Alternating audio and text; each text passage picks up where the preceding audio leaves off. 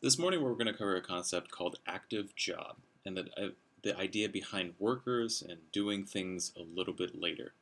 So everyone's been to those websites, and if you've ever waited in line for the DMV or anything like that, everyone knows how slow government moves.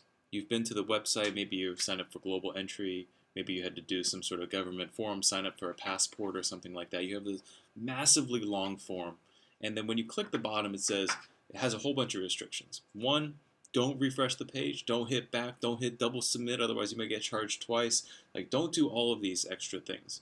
And the issue with that is your users are usually waiting quite a long period of time. Those government websites, when you hit the submit button, it takes maybe 1, 2 minutes to finish everything.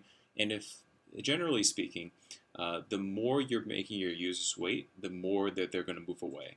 On average, the rule of thumb on the web is any request that takes longer than 200 milliseconds, which is 1/5 of 1 second, will slow and frustrate a lot of your users.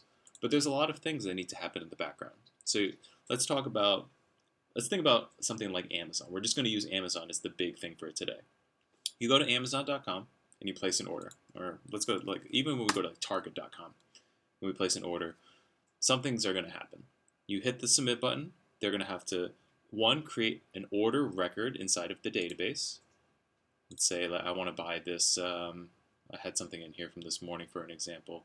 Let's take a look. Okay, I have Mr. Coffee. All right, so I choose my shipping speeds and I enter my promo codes and I hit the ready to check out. And let's say that I hit the final, let's pay for this right now. When I pay for this at this point, they're going to create an order record for me. They're going to send an email. They're going to notify the shipping department. They're going to notify the accounting department. They're going to charge my credit card. Like, these are just some of the things that might happen in the background. I don't know all the internal workings of Target, but I know that at least those 5 things are going to happen. 1, create the order. 2, send you an email. 3, charge your credit card. 4, notify the shipping department. 5, actually create a record inside of their database for their accounting division. Those are 5 things that are happening right away. But the main thing you have to ask when you're talking about active jobs and delayed work and things of that nature is, what needs to happen right this second? What needs to happen right this second? That's what it needs to happen synchronously. Synchronously meaning right now, right here, right now. Asynchronously is what's going to happen in the background. What can happen, like, doesn't have to happen right this instance, but can happen at a later time. Some other things that you might need to do, maybe you need to send a newsletter to hundreds or maybe hundreds of thousands of subscribers.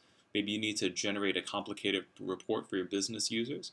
Maybe you need to create like a credit card statement to be downloaded by the user.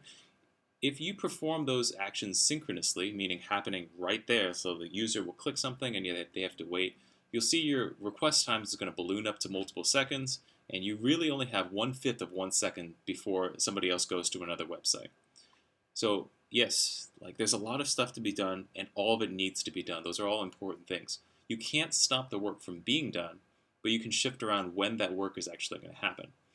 So instead of like, so today what we're going to do is we're going to deal with something called active jobs. And to get started with that, I've downloaded this part. No, let's go back one level. Let's go into public art and bundle install everything.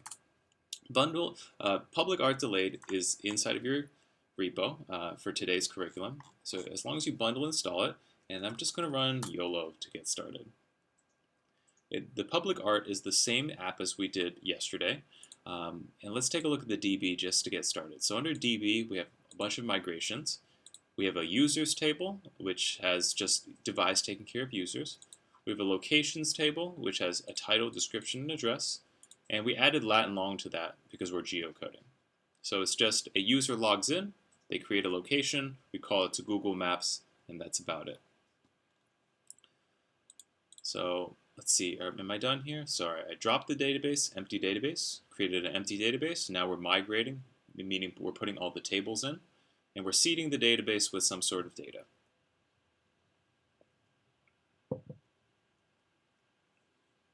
Any day now. All right, so we're loaded up the server as well. Let's see what we've got. So we're at localhost 3000.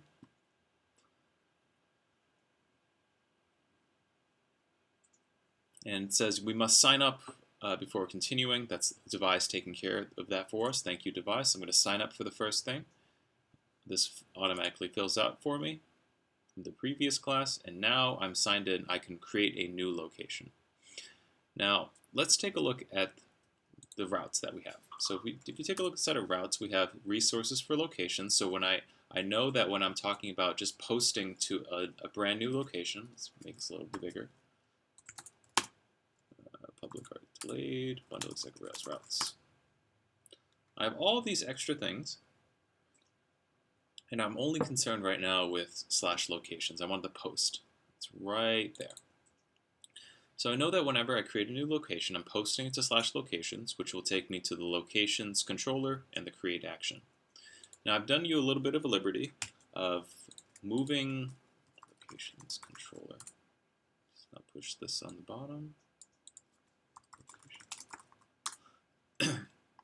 I've done the liberty of moving some of the stuff out of the locations controller and moved it into its own individual service object. Now, if you take a look over here, why did I move all the code away from locations controller and put it inside of its own service object? Well, the idea is basically if there's a ton of code happening inside the controller, maybe you can refactor that and put it into its own individual service, so that you can just kind of like pass off the work to somebody else. So whenever I post to /locations, so I fill out this giant form for locations right here, and I hit create location, the first thing it does is it calls a service object called creates location. Let's take a look what's inside of there. So when you take a look at this creates location, I am going to, when I do call, I'm going to create a new location, see if there's any errors, and if there's an error, then I'm going to set the errors there and then return it. I'm not going to save it. Otherwise, I'm going to save it, and then I'm going to send a text message. So to send a text message, if you take a look down here, I'm calling text messenger, which seems to be probably another service, which is right there. And on top of that, I'm moving Twilio REST client inside of, I'm using Twilio REST client inside of text messenger. So you can kind of see this is a very, very simple app, which is basically whenever you create a location, I'm going to save it into the database and send a text messenger to the to my administrator, basically saying like, hey, this location was created, go vet it, make sure it's there. So when you take a look over here, the controller hits a service object, which hits another service object, which hits a third-party API. And you can start to see the layers of abstraction that are happening. So this is organized very well, but because I'm waiting for this all to happen synchronously, you can kind of see this relies on this, which relies on this, which relies on this, which relies on that. You know, so as a user, instead of just saying like, I want to just create a location, I don't care what happens in the background, I have to actually wait for all this extra code to happen over here. And what if Twilio blows up? What if something is broken on this particular third-party API? Then we're just waiting forever. So the way that we have to think about this is when you're dealing with jobs, you want to figure out what is the most important work that you need to do right now, and what's work that can be done in the future. Stuff that could be done in the background, stuff no one will miss until a later point. Remember, all of that work that we were talking about when we were placing an order with Target.com, that's all important stuff, but it can happen at a later time. The most important thing for us right here is I want to create a location. That's all that I care about. This text message stuff is nice, but it can happen at a later point. It doesn't need to happen right this second. So the goal for us is to do all the essential work during the request, meaning save the location, and to defer everything else for later. So we can't defer saving the location, and we can't defer other actions like maybe charging a credit card, checking permissions, etc. In fact, in some situations, sending a text message might be considered the main workload for a controller action, in which case we couldn't defer it. But for right now, it seems like the main thing we need to just do is just save the location. So to defer our action, we need to create like a mode to represent our delayed job. So there's two things, just like with service objects. Service objects, remember, the name is very verby, and it has really two main methods, new and call. Call does all of the work, new gives you all the information in the middle. You can have other methods, but that's fine. But the main thing is it has to do call, and it's only supposed to do one thing: create a location. Jobs are very similar. They should do one thing, and they should just invoke some other simple model or service action. So let's show what that means. So if you take a look inside of creates location, right now it's sending a text message. Since the text message is calling another service object right here. Instead of calling the service object directly here, what I want to do is I want to wrap it around with a text admin job, like an actual job. So first things first, I'm going to create a job which is found under this jobs folder called text admin job.rb. And this is what the code is going to look like. Now I'm going to this is basically copied and pasted directly over from the creates location service. So let's do creates location spec. And you can kind of see inside of this creates location, I expect this to save the record. It's marked as successful, and then it sends a text message. And you can kind of see the specs over here inside of creates location spec is very similar to this new one here. Creates location spec doesn't really need to worry about sending a text message anymore. All it really needs to worry about, did I highlight everything? All it really needs to worry about is actually just calling the delayed job itself. So I have the spec. I'll put it here on the bottom. Oh wait, I messed something up. Here's the job on the top here, and at the bottom I will create a spec file. So under spec, there's going to be a new folder called jobs. Remember, every bit of code that you write has to have a corresponding spec. So I'm going to have a new thing called text admin job spec.rb. Throw this in here. And again, I've removed all the code from the spec file over there and moved it in its place at this point. Now let's take a look at text admin job. It's inheriting from application job. Application job inherits from active job base. So all the built-in things from active job will be here inside of application job. This queue as default is basically saying, like, what priority are we going to put these things inside of? And finally, all I'm doing is this .perform. Similar to the service object has something called .call. The keyword for a text admin job, any sort of job, is .perform, and I'm passing in the location. At this point, the text messenger is going to be called, and I'm going to send a text message. So I'm going to refactor this right here. Instead of doing all this stuff inside, I'm just going to do text admin job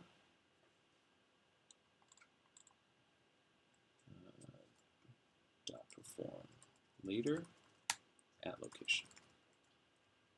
So again, I'm here at the location. I'm posting to /location. It's going to call creates location. The creates location service object is going to create the location, save it, and then send the text message. The text message is basically just going to fire off the job. And the job is going to perform later, meaning at some point in the future, when you got a free moment, but not right now, I'm going to perform this particular job. So let's take a look at what that is. The text admin job is a wrapper. It does one thing, which is perform. And we have this option for perform later. There's an option for perform now. There's an option for perform at a certain date at a certain time. We just decided to perform later just to have it sometime in the future. So text admin job basically reaches out to the text messenger. It's not text massager. I think it's text messenger. Is that an issue somewhere else? Yep, right there.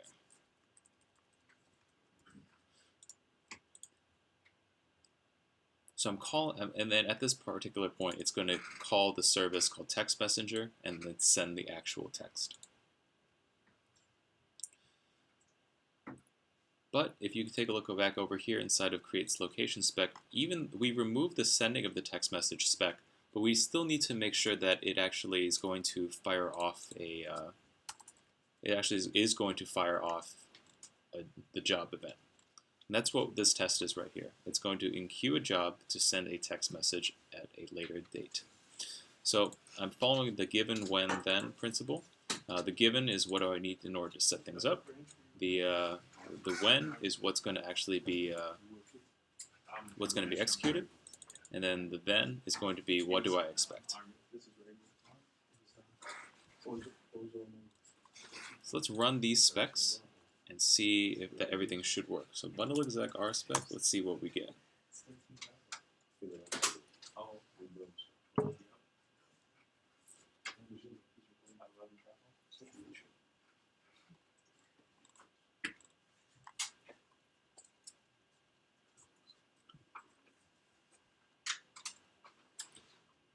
So we have 30 examples and 0 failures, and all you can see is I've simply moved code from one area to another pretty quickly. So let's jump into the logs real quick, and we can see all the things that have actually happened. Now, if you had a guess, probably log is a good place to start, and we're in the development environment. So this right here is all the logs that have happened inside of the development environment. When I jump at the very bottom, you can kind of see that all of this stuff is happening right over here. So let's create a new location. Anything, Chicago, Illinois, 123123, and create location. All right, so I create a location, and in the background, a text message is being sent. Obviously, I'm not receiving the text message because I'm not the person who the text message is being sent to. But let's refresh this page right over here, and you can kind of see what's going on. So you can kind of see all of these extra things popped up, and you can see right over here it says that active job enqueued the text admin job. So I posted the locations. These are all the parameters I had with the title, the address, and the description. All of this stuff inserted into the database, and then the job was enqueued. When the job was enqueued, it says I'm going to move it to async, which means I'm going to do it at some other point. And it uses a queue for our existing Rails process, meaning that we don't need to do anything special to get the job working. Once we get this 302 redirect, the job was automatically done in the background. We don't need to worry about it anymore. So let's take a step back. So here's the chain of classes that we use to send the event. We go to the browser. The browser hits, oh my gosh, there's so many of them. Let's just start over. So the browser, we fill out the browser, the form in the browser. We hit submit. The submit hits a post action for the /locations. I get over here to the service. I go to creates location at this point. The service object is going to call a text admin job. The text admin job hits the text messenger. The text messenger hits the Twilio client. So it's organized very well, but at the same time, there's a lot of indirection. And on top of that, each one of our tests that we write, remember we mocked out everything for the locations controller, we mocked stuff out for the creates location, we mocked everything out for the text admin job, and the real thing that's actually testing whether or not my code works is this text messenger service object. So each one of our tests focuses on a particular level of faking, and when things break, it's a real pain to debug what layer of code is working and what layer of code is not working. As we continue to grow our application, it could be a very large problem. And I mean, this is probably the best way to do things right now. There's not a real easy solution, but the idea that I want to get into everybody's mind is only introduce abstraction when it solves an actual problem.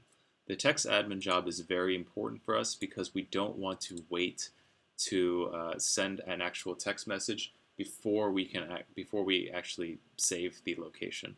So the most important thing is I want to save that location, and that at some time in the future, text the administrator. So I felt like this was a good use of abstraction, but just be careful of the amount of abstraction that you use, and use everything in moderation. So the last concept I want to talk about, and this is a new thing for YouTube, is something, it's called foreman. It's going to run multiple processes. So earlier when we added delayed work to our application, if you take a look inside of developments.log and you jump all the way down to the bottom, you can kind of see that right over here, it says I enqueued things up for you. It's going to be asynchronous, and I'm going to, and all I'm doing is I'm redirecting you at this particular point. Some point in the future, the job is going to execute, and it says perform text admin job from async, and we are done. So it's finished at this particular point. But what happens if I close my Rails process? Look, what happens if I shut off my server? All of that code that's supposed to be happening in the background no longer happens. So, more commonly, we'd use some other software to queue up things like resqueue. So let's add in something called resqueue. So resqueue gem. Let's jump over here.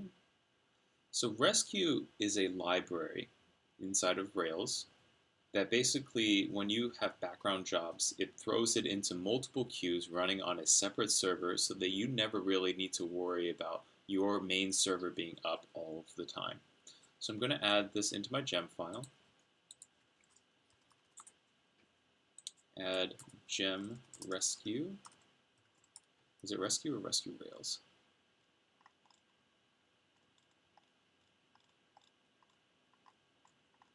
I think it's just resqueue. So we're going to close the server, bundle install.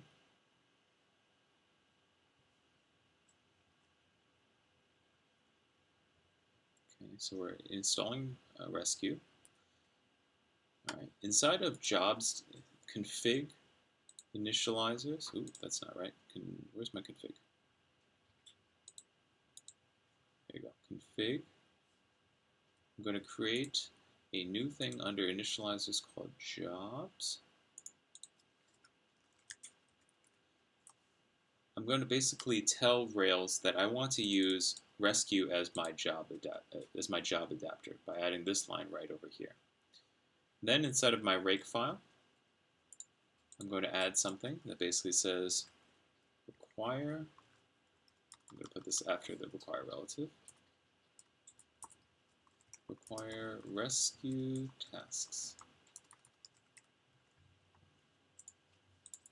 Now, with everything running, let's run bundle exec rspec to make sure everything is working. We'll see what happens.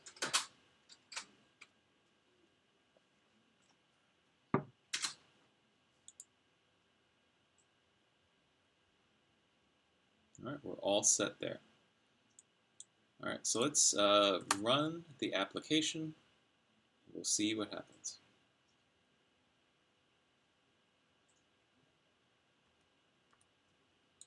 All right, so let's run here. We'll create a new location. We'll just do hello Joe, just because I think the creator of this curriculum is actually getting all of our text messages. We will create 1, 2, 3. Let's just do 73 West Monroe.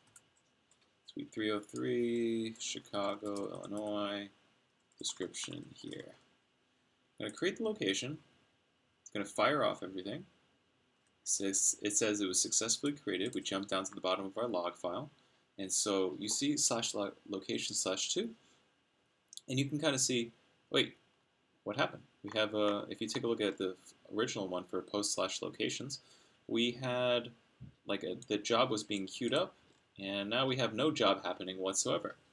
So we actually need to add a second process that's dedicated to working tasks.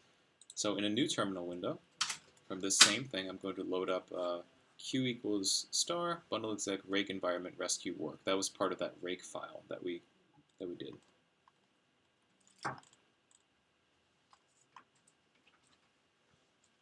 So let's run this.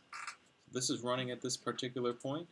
If you jump down to the bottom, hey, there it is. So before you saw that there was nothing happening, and then when I ran this thing right over here, which is like I'm going to start executing all the tasks for resqueue, you can see the active job is actually going, and then it's actually performing it at the end. So all is good, except that we're now running 2 windows instead of 1, and it's really, really annoying. So thankfully, there's been a standard that's been developed over time to help us with this particular situation. So inside of our project, let's collapse everything down. We're going to create a new file.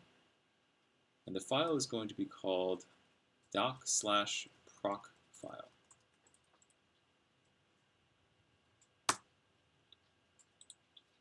You can see, oh, that is not what I wanted. And there's my proc file. And I still spelled it wrong. Proc file. There we go. So the proc file is a system file. It's specifically for your Rails project here. I'm going to add the following contents. So I'm going to basically say I'm going to use Redis. I'm going to, whenever I run it on the web, it's going to use bundle exec Rails S. And then whenever I need any sort of work to be done, I'm going to run this extra command.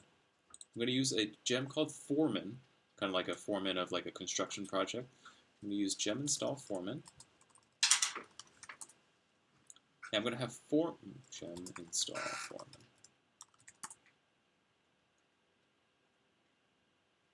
I'm going to have Foreman start my Rails app instead of running Rails server. Now everything is still working here. I can still go to localhost. Maybe it's not localhost 3000. Let's see what we've got. We've got, there's my Puma server at 5100. So it's loading up the Redis server, executing all the work, and it's taking care of my web server at the same time. So Foreman takes care of all three things for me. It doesn't live at 3000 anymore, it lives at 5100. You can kind of see, there's my second location with some sort of description. Here's that address that we were talking about a little bit earlier. Foreman, the gem Foreman looks for a proc file for you to tell it what the Redis server is going to be using, what web server you're going to be using, and what command to run when you have extra work to be done. There are many other things that that you can do with delayed jobs, but you can explore that one on your own. You can follow my my particular blog post right here with regards to how to send an SMS text message, so you can actually set up the text messenger correctly. There is you can follow all the instructions there. There's also something you can do for Action Mailer. So if you take a look over here, Action Mailer is pretty simple. It's instead of using a controller to view, you're just using a mailer to a view. And you can follow all of the instructions here to actually send an email. And I'd recommend using what's called the letter opener gem to get that to work. At a different point, I might have a separate video on both text messenger and email. But for now, that's a little bit about what delayed jobs are all about.